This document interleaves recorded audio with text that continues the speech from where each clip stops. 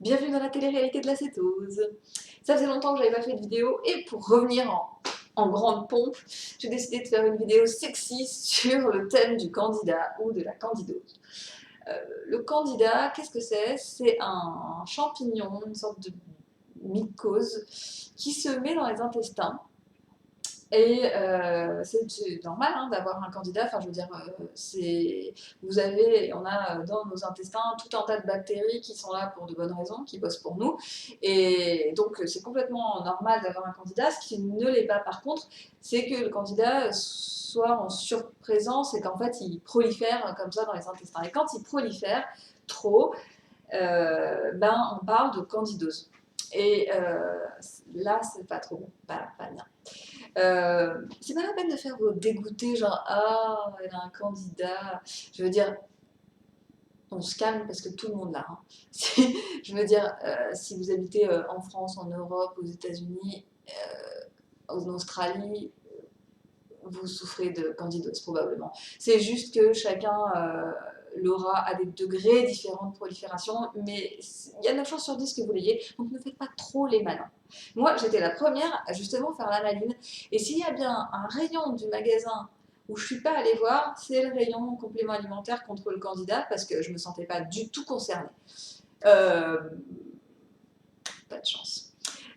Donc, comment on sait si on en a un Le principe déjà, c'est que c'est vraiment un champignon qui se nourrit de sucre. Donc, si vous l'avez, vous allez tout le temps avoir envie de sucre d'une façon assez irrépressible. Vous pouvez faire autant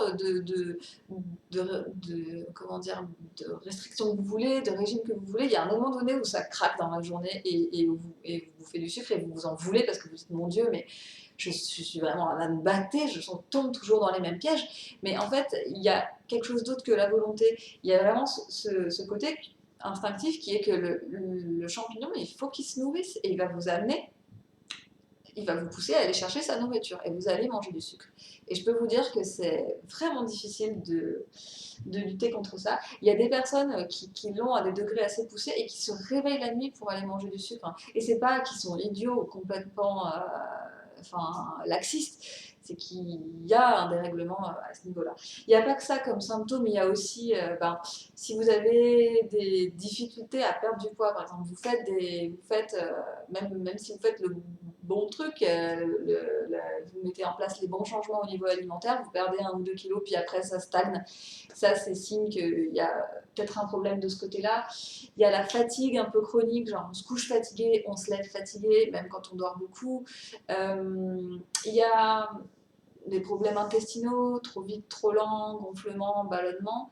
Il y a tout ce qui est problème de peau, eczéma, psoriasis, alors tout ne vient pas de là, mais si vous avez ça, il faut aller voir de ce côté-là parce que ça peut être ça. Il y a pas mal d'autres symptômes, mais je connais pas tout et je suis pas allée m'intéresser à tout parce que je m'intéresse souvent qu'à moi en fait. Donc je me suis intéressée au mien. Et c'est assez par hasard que j'ai découvert que j'en avais un et c'est en même temps que j'ai découvert comment on s'en débarrasse. En fait, ça faisait 1 mois que j'avais commencé le régime cétogène et je venais juste de faire ma vidéo des 1 mois. Et genre, 2 jours après, j'avais une énorme éruption de boutons dans le dos. Et je me suis dit merde, je suis allergique à, je sais pas, l'huile MTC, j'ai mangé trop d'œufs, enfin j'ai vraiment commencé à paniquer, puis après avoir un peu consulté et demandé divers avis, et j'ai fini enfin on a fini par me diagnostiquer ce qu'on appelle le candidat die-off, c'est-à-dire l'extinction en fait, la mort du candidat. Et parce que en fait, quand le champignon se détruit et meurt, il produit une toxine qui réagit sur la peau et qui produit d'irruption cutanée. Alors ça peut être sur les bras, c'est souvent dans le dos, ça peut être là. Moi j'en avais un peu en dessous des seins. Et d'ailleurs, si vous voulez savoir si vous êtes concerné, si ça vous intéresse, j'ai mis la photo en bas de mon dos où j'avais l'éruption. C'est un peu dégueulasse, mais bon, ça peut servir.